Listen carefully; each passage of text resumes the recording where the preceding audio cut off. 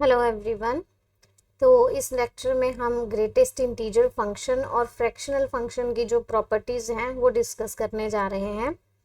तो इसके प्रीवियस जो लेक्चर था जिसमें हमने ग्राफ्स प्लॉट किए थे, ठीक है, इम्पॉर्टेंट ग्राफ के नाम से जो वीडियो लेक्चर है, उसमें जो हम ग्रेटेस्ट इंटीजर फंक्शन और फ्रैक्शनल फंक्शन की ग्राफिकली जो बेसिक नॉलेज है वो डिस्कस कर चुके हैं। So just for the recall session, तो अभी इसमें देखो ग्रेटेस्ट इंटीजर क्या था, एक बार फिर से रिवाइज कर लेते हैं। सो दिस ब्रैकेट जो है वो रिप्रेजेंट क्या करती है, integral part of the x, ठीक है, इंटीग्रल पार्ट ऑफ एक्स। तो इसी को हम ग्रेटेस्ट इंटीजर फंक्शन जो है वो कहते हैं। इसको कैसे सॉल्व करते थे, अगर मान लो आपके पास पूछा है ग्रेटेस्ट इंटीजर ऑफ 3, तो क्योंकि ये 3 एक इंटीजर है तो इसका इंटेग्रल पार्ट 3 ही आ जाएगा। -7 इज एन इंटीजर, इसका इंटीग्रल पार्ट -7 आ जाएगा। अगर आपके पास है 9.7, अब इसका इंटीग्रल पार्ट क्या आ जाएगा, 9.7 अगर नंबर लाइन पर प्लॉट करें तो ये आ जाएगा, इससे पहले 9 आएगा और इसके बाद 10 आएगा, ठीक है। तो इमीडिएट लेफ्ट नंबर जो होगा वही इसका इंटीग्रल पार्ट है, तो दैट इज 9। सिमिलरली -3.9 है अगर, तो ये क्या आ जाएगा, -3.9, ठीक है, -4 एंड यहाँ पर आपके पास -3 आ गया, ठीक है। तो इमीडिएट लेफ्ट दैट इज -4, तो ये इसका इंटीग्रल पार्ट हो गया।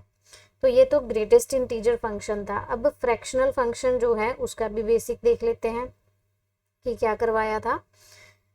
जो फ्रैक्शनल फंक्शन है उसको इस तरीके से कर्ली ब्रैकेट के साथ हम रिप्रेजेंट करते थे, दैट इज फ्रैक्शनल फंक्शन। अब इसको समझने के लिए एग्जाम्पल कंसीडर करते हैं। फॉर एग्जाम्पल वी हैव 3.2, तो इसको हम कैसे लिख सकते हैं, 3 + 0.2। सो ये इसका फ्रैक्शनल पार्ट हो गया, ठीक है, this is the fractional part, और ये इसका इंटीग्रल पार्ट हो गया। सो इसको मैं ग्रेटेस्ट इंटीजर एक्स से और इसको फ्रैक्शनल पार्ट ऑफ एक्स से लिख सकते हैं, and this is the x, ठीक है ना, गिवन नंबर उसका इंटेग्रल प्लस फ्रैक्शनल पार्ट। तो यहाँ से अगर फ्रैक्शनल पार्ट देखें तो x minus greatest integer of x is equals to the fractional x, ठीक है। तो ये था फ्रैक्शनल फंक्शन। अगर इसका ग्राफ दोनों का देखना चाहते हो, मीन्स कंप्लीट नॉलेज जो है इसकी ग्राफिकल, वो ऑलरेडी डिस्कस कर चुके हैं प्रीवियस लेक्चर में। नेक्स्ट अब इसकी कुछ प्रॉपर्टीज जो है वो डिस्कस करनी है। सो उससे पहले ये क्या रिप्रेजेंट करता है, that is integral part of x, greatest integer of x, already कर चुके हैं। अब कुछ एग्जांपल्स हैं, जैसे 7.3 का ग्रेटेस्ट इंटीजर क्या आ जाएगा, ठीक है, ये रहा 7.3, तो इससे पहले 7 आएगा और इसके बाद 8 आएगा, तो इमीडिएट लेफ्ट दैट इज 7, इसका आ जाएगा 9.5 का 9, 8 तो इंटीजर है तो 8 ही आ जाएगा, -4.7, तो इसका देखते हैं -4.7 और यहाँ पर -5 आएगा, सो इमीडिएट लेफ्ट दैट इज -5, ठीक, इसका -9 आ गया। तो इस तरीके से ग्रेटेस्ट इंटीजर हो गए। अब इससे नेक्स्ट जो है हम ये डिस्कस करेंगे कि अगर आपके पास ग्रेटेस्ट इंटीजर गिवन है तो वैल्यूज़ किस में लाई करेंगी। अब देखो अगर ग्रेटेस्ट इंटीजर 1 है तो x किस में बिलोंग करेगा, तो इसके लिए यहाँ पर 1 है, यहाँ पर 2 है नंबर लाइन में, तो अगर 1 है तो इसका ग्रेटेस्ट इंटीजर क्या बन जाएगा, 1 ही आ जाएगा, 1 का ग्रेटेस्ट इंटीजर 1। 1 के बाद 2 से पहले यहाँ से कोई भी नंबर उठाओ, मैंने उठा लिया 1.3, ठीक है, इसका ग्रेटेस्ट इंटीजर अगर कहें तो फिर से 1 आ जाएगा, क्योंकि इसके इमीडिएट लेफ्ट में जो कंप्लीट इंटीजर है वो 1 है, ठीक है। तो 2 जो होगा, 2 का ग्रेटेस्ट इंटीजर तो 2 बन जाएगा। इट मीन्स 2 पर हमें ओपन रखना होगा और 1 पर हम क्लोज रखेंगे, क्योंकि ये इन्वॉल्व हो सकता है। तो इसमें से कोई भी x उठाओ, उसका ग्रेटेस्ट इंटीजर हमेशा 1 आ जाएगा।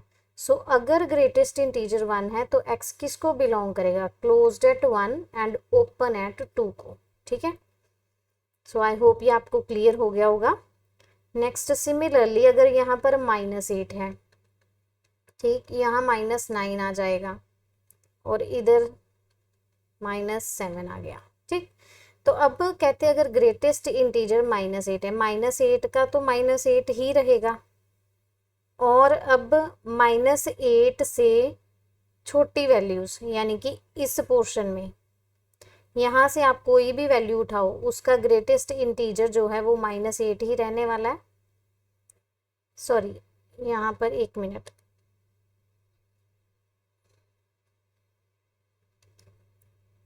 उल्टा बोल दिया मैंने। तो फिर से एक बारी, -8, यहाँ पर आ गया -7 एंड यहाँ पर आ गया -9। ठीक है, -8 का जो ग्रेटेस्ट इंटीजर होगा वो तो इटसेल्फ -8 होगा। -7 से पहले पहले आप कोई भी वैल्यू इसमें से उठा लो, उसका greatest integer immediate left that is -8 ही हो जाएगा। तो x किस में बिलोंग करेगा, that is closed eight -8 and -7। तो यहाँ से आप देख सकते हो कि हुआ क्या, इसमें जस्ट एक जोड़ दिया, 1 जोड़ दो तो -7 आ गया। ठीक है, सिमिलरली इसमें भी क्या था कि अगर 1 था तो उसमें एक जोड़ा और ओपन एट 2 आ गया। अब यहाँ से आप लिख सकते हो कि अगर ग्रेटेस्ट इंटीजर -3 है तो x किस में बिलोंग करेगा, क्लोज्ड एट -3 और +1 करेंगे तो -2। ठीक है, सो आई होप आपको नंबर लाइन से भी क्लियर होगा और इस तरीके से। तो अब इन एग्जाम्पल्स को अगर अच्छे से समझ लिया तो उसकी कुछ प्रॉपर्टीज डिस्कस करते हैं। Number 1 is greatest integer of x is always an integer. तो आप देखते हो कि कोई भी अगर हम ऐसे डिस्कस कर रहे हैं तो हमेशा आंसर आपका इंटीजर आ रहा है। 7.3 का क्या आ गया ग्रेटेस्ट इंटीजर, एक 7 आ गया, दैट इज इंटीजर। अगर आप कोई कंप्लीट इंटीजर लेते हो तब भी इंटीजर ही आंसर आता है। ठीक है, तो ऑलवेज एन इंटीजर। ठीक, सो आपको ये फर्स्ट प्रॉपर्टी क्लियर होगी। सेकंड है कि अगर ग्रेटेस्ट इंटीजर का फिर से ग्रेटेस्ट इंटीजर निकालें तो क्या आ जाएगा। देखो जो इनसाइड है वो एक कंप्लीट इंटीजर है, तो एक इंटीजर का जब हम ग्रेटेस्ट इंटीजर निकालते हैं तो वो वही इंटीजर आ जाता है। ठीक, तो सिमिलरली ये जो इनसाइड है वही बाहर आ जाएगा, that is greatest integer of x ही बाहर आ जाएगा। तो यही इसकी प्रॉपर्टी सेकंड जो है, आप इस तरीके से समझ सकते हो। देन थर्ड में क्या है कि ग्रेटेस्ट इंटीजर जो है हमेशा x-1 और x में लाई करता है। अब इसको देखते हैं कैसे समझते हैं। अच्छा, तो देखो फॉर एग्जाम्पल कि अगर तो x आपके पास इंटीजर है, अगर ये इंटीजर है तो इसका ग्रेटेस्ट इंटीजर यही आ जाएगा, x ही आ जाएगा। तो यहाँ पर इक्वालिटी होल्ड कर गई। ठीक है, और अगर ये इंटीजर नहीं है, दिस इज नॉट इंटीजर, अगर ये मीन्स जैसे 7.3 है तो इसके जो इमीडिएट लेफ्ट में इंटीजर होगा वही इसका ग्रेटेस्ट इंटीजर बन जाएगा। तो यहाँ पर लेस भी आ गया, मीन्स जो x है यहाँ पर greatest integer less than x आ गया। ठीक है, ये बात समझ में आ गई। अब x-1 से बड़ा, अब इसका क्या मीनिंग है, देखो कि ग्रेटेस्ट इंटीजर x-1 और x में लाई करेगा। कहने का मीनिंग ये है कि अगर जैसे दो नंबर हैं, मान लो 2 और 3 है, ठीक है, ये 2 नंबर है मेरे पास, तो मुझे ग्रेटेस्ट इंटीजर अगर 2 और 3 के बीच में से मैं कोई भी नंबर उठाऊं, ठीक है, इसमें से मैं कोई भी नंबर उठाऊं, ठीक है, तो उसका ग्रेटेस्ट इंटीजर ये 2 ही आ जाएगा। अब आप देखो कि कोई भी नंबर उसका ग्रेटेस्ट इंटीजर 1 से भी कम डिस्टेंस में मिल जाएगा। ठीक है, ज़्यादा से ज़्यादा 1 डिस्टेंस में, ये 2 और 3 में डिस्टेंस 1 है, 1 में मिल जाएगा या उससे भी कम में। तो ये x-1 मीन्स 1 कम डिस्टेंस में मिल जाएगा अगर वो इंटीजर नहीं है। अगर तो वो इंटीजर है जैसे कि 2 ही है, ठीक है, अगर तो 2 ही है तो उसका ग्रेटेस्ट इंटीजर 2 आ गया, 3 है तो 3 ही आ गया, तो दोनों में डिस्टेंस 1 रहेगा ग्रेटेस्ट इंटीजर में अगर इंटीजर है। अगर नहीं है तो 1 से भी कम डिस्टेंस में ही उसका आंसर मिल जाएगा। जैसे यहाँ पर 2.3 है, उसका ग्रेटेस्ट इंटीजर तो 2 बन रहा है, तो 2.3 और 3 में 2.3 और 2 में जो डिस्टेंस है वो भी एक में से भी कम है। ठीक है, तो कहने का मीनिंग है कि इन दोनों में डिस्टेंस जो है ज़्यादा से ज़्यादा 1 हो सकता है या 1 से कम हो सकता है। ठीक है,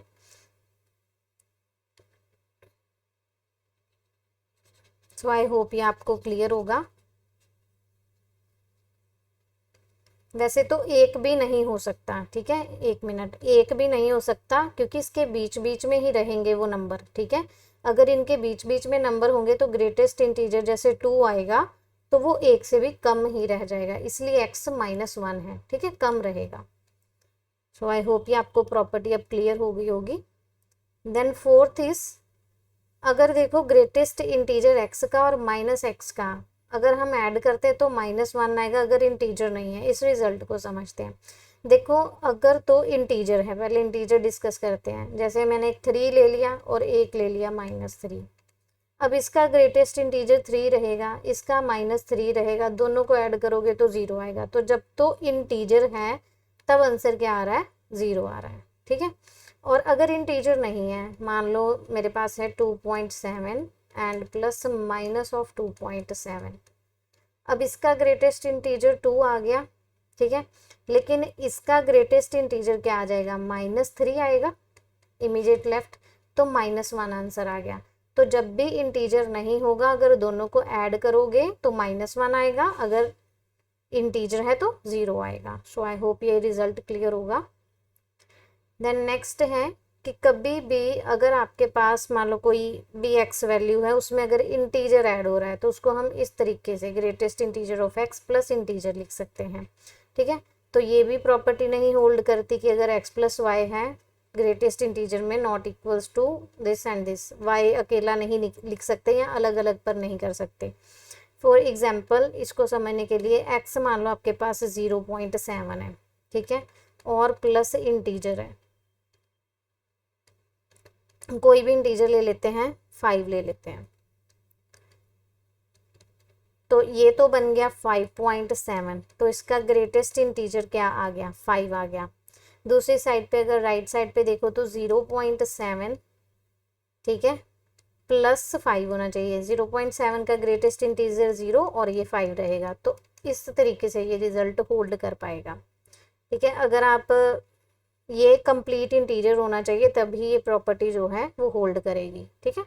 तो दूसरी तरफ अगर 0.7 और ये 0.2 है तब भी ये नहीं हो सकता, क्योंकि ये तो मिलकर क्या बन गए, 0.9 बन गया, तो इसका ग्रेटेस्ट इंटीजर 0 आ गया। तो ये तो इंटीजर नहीं है, अगर अलग अलग करोगे इस तरीके से लिख दोगे तो इसको 0 + 0.2, ये तो 0.2 आ गया, तो ये होल्ड नहीं करेगी, ठीक है। तो ये इसका इंटीजर होना ज़रूरी है।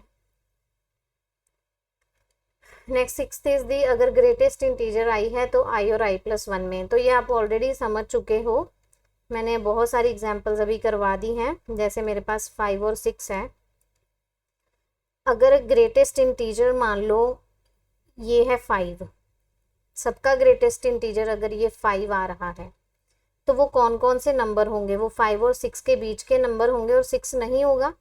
तो अगर ये i है तो ये i+1 हो गया। तो अगर ग्रेटेस्ट इंटीजर i आ रहा है, 5 आ रहा है, तो x किस में बिलोंग कर रहा है, i और i+1 में, ठीक है। सो यही प्रॉपर्टी है कि अगर i के इक्वल है तो i एंड i+1 ओपन से बिलोंग करेगा।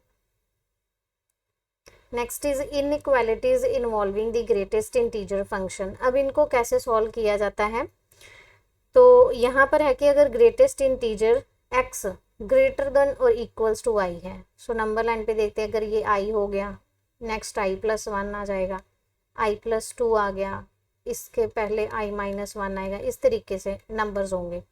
अगर ग्रेटेस्ट इंटीजर i आ रहा है या i के आगे वाला आ रहा है, i के आगे वाला, अब ग्रेटेस्ट इंटीजर तो इंटीजर ही होंगे, मीन्स ये वाले आंसर्स आ रहे हैं, ठीक है ना। तो x किसको बिलोंग करेगा, तो x क्या क्या पॉसिबिलिटीज़ है, देखो ग्रेटेस्ट इंटीजर i आना चाहिए या उससे बड़ा आना चाहिए, तो उससे बड़ा तो बस यही आ सकते हैं, इंटीजर्स ही आएंगे।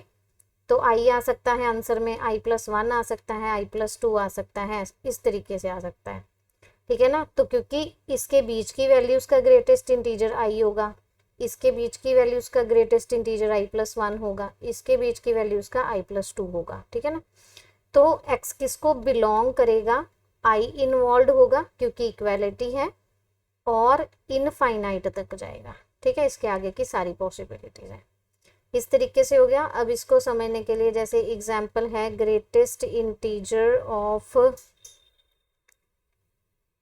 x इज ग्रेटर देन और इक्वल्स टू 7 है, तो आंसर क्या आएगा, x बिलोंग्स टू दी, देखो 7 8 9, यहाँ पर 6 आ गया। ग्रेटेस्ट इंटीजर 7 आ रहा है या 7 से बड़ा, मीन्स 8 आ रहा है, आंसर 9 आ रहा है, तो क्या क्या पॉसिबिलिटी, 7 कब आएगा, जब इनके बीच की वैल्यूज और 7 होगा।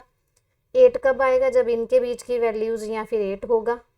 9 कब आएगा, जब इनके बीच की वैल्यूज या 9 होगा, सो ऑन।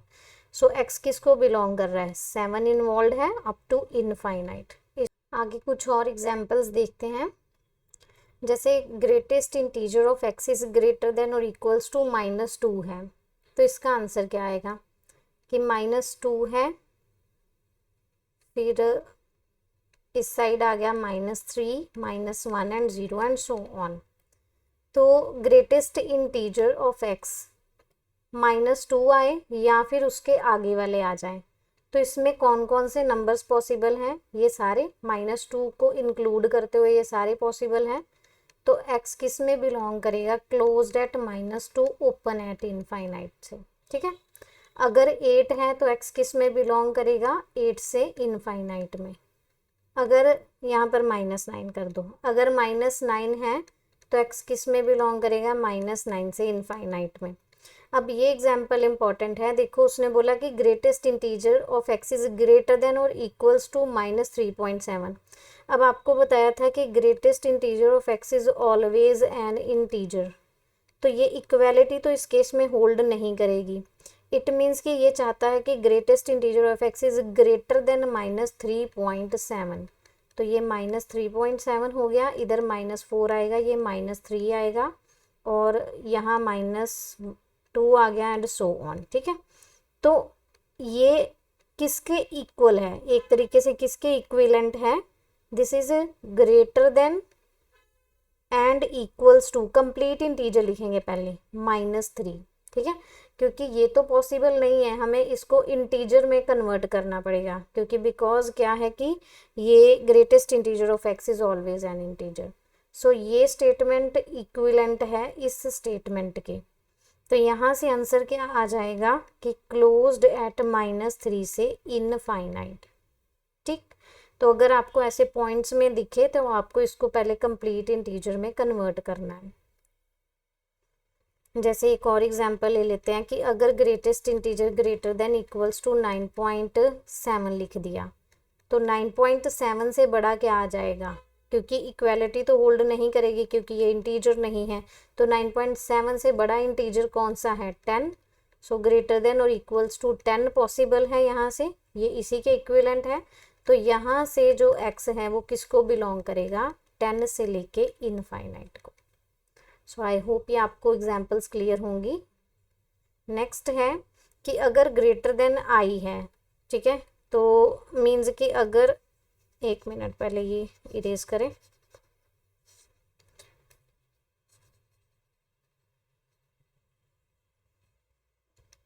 अगर देखो ग्रेटर देन i है तो उसमें क्या होगा कि ग्रेटेस्ट इंटीजर i से बड़ा, i से बड़ा कौन सा ग्रेटेस्ट इंटीजर आ सकता है, integer i+1, integer i+2 and so on, ऐसे आंसर्स जो हैं वो पॉसिबल है।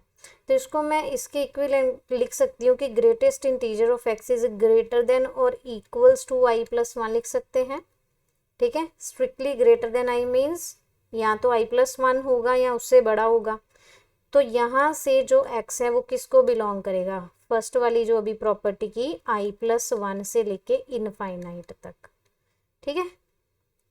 तो इसकी कुछ एग्जांपल्स देखते हैं कि स्ट्रिक्टली ग्रेटर देन 11 है, so this is equivalent to greater than और इक्वल्स टू 12, ठीक है। तो यहाँ से x किसको बिलोंग करेगा, क्लोज्ड एट 12 टू इनफाइनाइट। अब ये 2.7 से बड़ा है, 2.7 से बड़ा मीन्स कि ये किसके इक्विवेलेंट है, ये तीन जो साइन है इक्विवेलेंट के हैं, ग्रेटर देन और इक्वल्स टू 3, यहाँ से x किसको बिलोंग कर जाएगा, क्लोज्ड एट 3 से इनफाइनाइट, ठीक। अब -4.2 है तो ये किसके इक्विवेलेंट होगा, x इज ग्रेटर देन और इक्वल्स टू -3 आ जाएगा, क्योंकि इससे आगे वाले कंप्लीट इंटीजर क्या है, -3, सो एक्स किस में बिलोंग करेगा, -3 से इनफाइनाइट तक। ठीक है, then next is less than और इक्वल्स टू आई। अब देखो यहाँ पर आ गया एक आई, फिर i-1 और i-2, इधर आ जाएगा i+1 एंड सो ऑन। अब ग्रेटेस्ट इंटीजर के आंसर देखो क्या आ रहे हैं, वो कहता है एक आंसर आ रहा है आई, फिर ग्रेटेस्ट इंटीजर उसके पीछे वाले आ रहे हैं आंसर में। तो अब आई जो है वो किन वैल्यूज़ के लिए आंसर आएगा, i+1 और i के बीच में भी अगर मैं कोई इंटीजर उठा लूँ तो उसका ग्रेटेस्ट इंटीजर i बन जाएगा, इमीडिएट लेफ्ट वाला। ठीक है, और अगर i और i-1 के बीच में कोई नंबर उठाऊँ उसका ग्रेटेस्ट इंटीजर i-1 बन जाएगा। ठीक है, सो इसी तरीके से ये ग्रेटेस्ट इंटीजर आते जाएंगे। तो आपके पास देखो कि ये बन क्या गया नंबर, कि x किस में बिलोंग किया, यहाँ पर i+1 ओपन में रहेगा क्योंकि i+1 का ग्रेटेस्ट इंटीजर खुद i+1 हो जाएगा। सो उसके पीछे की वैल्यूज़ और कहाँ तक जाएगा, इनफाइनाइट तक। तो ये इसका आंसर बन जाएगा।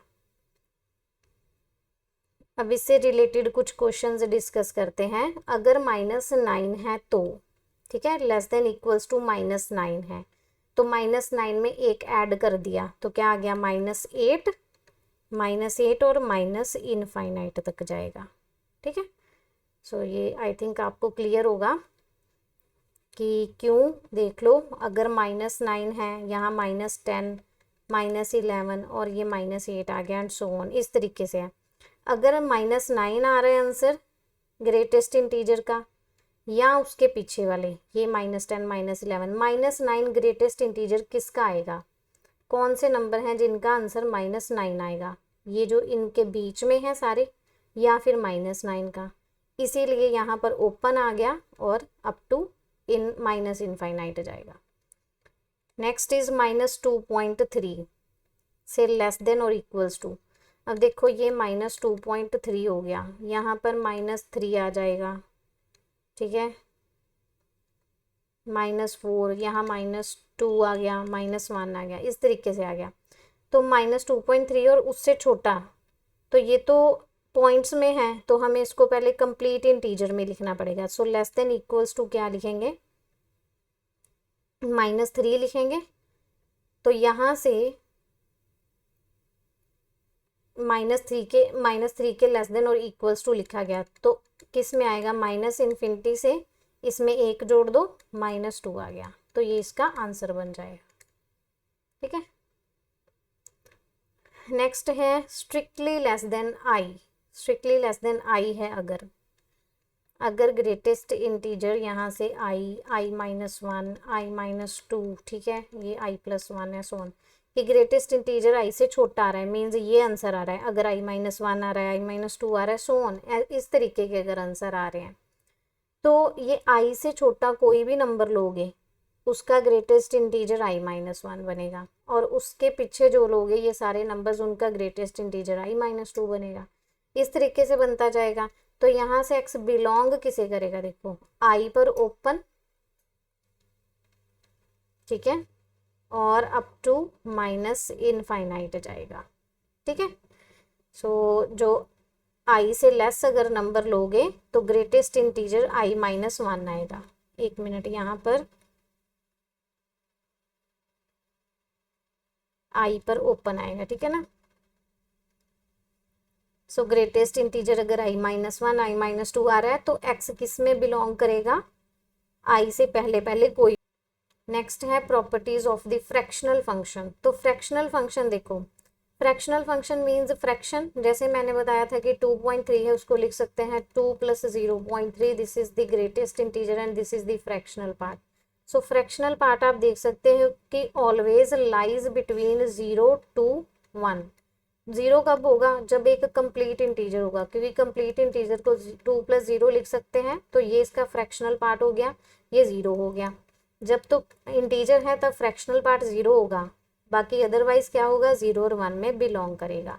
सो this fractional part always belongs to closed at 0, open at 1। Number 2, fractional part of integer. Integer का फ्रैक्शनल पार्ट जैसे 3 है, इसका फ्रैक्शनल पार्ट क्या आ जाएगा 0, क्योंकि देखो 3 को हम लिख सकते हैं 3 + 0, तो यही इसका फ्रैक्शनल पार्ट हो गया, तो इसका आ गया 0, इंटीजर का ऑलवेज 0 आएगा। थर्ड में है कि ग्रेटेस्ट इंटीजर ऑफ एक्स का फ्रैक्शनल पार्ट, देखो ये इनसाइड ग्रेटेस्ट इंटीजर है, it is always an integer, इसकी फर्स्ट प्रॉपर्टी की थी, तो ये इंटीजर है तो इंटीजर का फ्रैक्शनल पार्ट 0 आएगा। अब ये फ्रैक्शन है, फ्रैक्शन का ग्रेटेस्ट इंटीजर बताना है। Fraction always lies between 0 to 1, means कि कौन सी वैल्यूज हैं 0 और 1 के बीच की या फिर 0 है, तो इन सब का ग्रेटेस्ट इंटीजर बताना है। इन सब का ग्रेटेस्ट इंटीजर क्या बनेगा 0 ही बनेगा, तो 0 इसका आंसर आएगा। फ्रैक्शनल पार्ट ऑफ एक्स का फिर से फ्रैक्शनल पार्ट, तो ये तो 0 और 1 के बीच में लाई कर रहा है इनसाइड, और जो इसका फ्रैक्शन निकालेंगे वो भी 0 और 1 में लाई करेगा, मीन्स कि ये सेम ही आ गया एक तरीके से, सो एक्स फ्रैक्शनल ऑफ एक्स के इक्वल आ गया। अब देखो कि फ्रैक्शनल पार्ट ऑफ एक्स और माइनस एक्स, मीन्स जैसे मैंने ले लिया अगर इंटीजर है तो एक 3 ले लिया, एक मैंने ले लिया -3, इसका फ्रैक्शनल पार्ट इंटीजर का 0, इंटीजर का 0, तो ये तो 0 ही आ गया, फर्स्ट डन। सेकंड में अगर कहता है कि पॉइंट्स में है, जैसे 0.7 ले लिया प्लस -0.7 ले लिया, ठीक है। अब इसका फ्रैक्शनल पार्ट क्या होगा, इसका फ्रैक्शनल पार्ट 0.7 का ये खुद ही आ गया 0.7, और इसका फ्रैक्शनल पार्ट अब नेगेटिव का हम 1 में से माइनस करके लिखते हैं, ठीक है, 1 में से ये वाला पोर्शन जो है वो माइनस कर देना है, तो ये 0.3 आ गया, तो ये 0.3 ऐड करेंगे तो 1 आ जाएगा। एक और एग्जांपल लेते हैं, अगर 0.9 है और -0.9 है, ठीक है। अब इसका देखते हैं, इसका फ्रैक्शनल तो अगेन 0.9 ही आ गया, और इसका नेगेटिव का 1 माइनस ये जो फ्रैक्शन में है 0.9 माइनस कर दिया, ठीक है, सिर्फ ये वाला पार्ट 0 पॉइंट वाला माइनस कर दिया, तो ये क्या बन गया 0.1, तो 0.1 ऐड हो गया, दैट इज 1 आंसर आ गया, ठीक है। सो इस तरीके से जब भी नेगेटिव आए 1 में से माइनस करके लिख दो, सिर्फ ये पॉइंट के बाद वाला माइनस करना है, ठीक है, तो ये आपको ऑलवेज 1 दे देगा। फ्रैक्शनल पार्ट इस तरीके से इस केस में निकाल सकते हो। Then fractional part of x plus integer, अब ये तो कंप्लीट इंटीजर होगा और ये फ्रैक्शन में दिया होगा, जैसे 0.2 दे दिया और साथ में ये कंप्लीट इंटीजर दे दिया। अब इसका फ्रैक्शनल पार्ट 5.2 का मीन्स 5 + 0.2, तो ये फ्रैक्शनल पार्ट हो गया, तो वही आ जाएगा जो ये दिया होगा, ठीक है ना। Fractional part of x plus y not equals to fractional part of x plus fractional part of y, ये आप डिफरेंट एग्जांपल्स कंसीडर कर सकते हो, जैसे एक्स की कोई भी वैल्यू ले लो 0.2 0.7 ले ली, ठीक है, इससे आप वेरीफाई करके देखो, तो ऐसा नहीं होगा, ये इंटीजर टाइम्स हो जाए तब भी नहीं होगा, ठीक है। सो ये प्रॉपर्टीज हो गई हमारी फ्रैक्शनल की भी, तो ये आप खुद वेरीफाई करना दोनों। सो आई होप ये लेक्चर क्लियर होगा, मिलते हैं नेक्स्ट क्लास में, थैंक यू फॉर वॉचिंग।